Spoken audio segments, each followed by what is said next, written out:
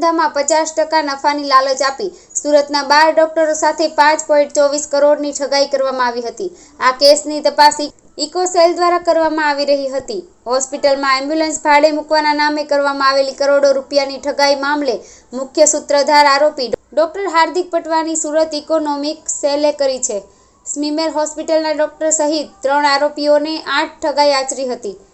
પાલિકા સંચાલિત સ્મીમેર હોસ્પિટલના ડોક્ટરે તેના 2 ભાગીદારો સાથે મળી 12 ડોક્ટરો સહિત 13 જણાને એમ્બ્યુલન્સના ધંધામાં રોકાણ કરાવી 50% નફો આપવાની વાત કરી હતી।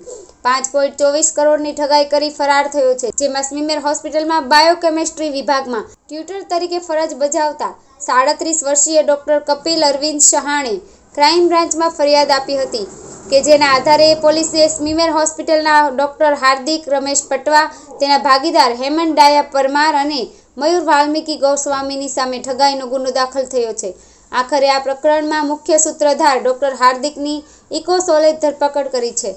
આ પ્રકરણમાં અગાઉ 2 એમ્બ્યુલન્સ સંચાલક હેમંત પરમાર અને મયુર ગોસ્વામીની ધરપકડ કરી વધુ તપાસ હાથ ધરવામાં આવી હતી। આ લોકો એમ્બ્યુલન્સને કોન્ટ્રાક્ટ પર મૂકવા માટે કુલ 5.24 કરોડ લીધા હતા।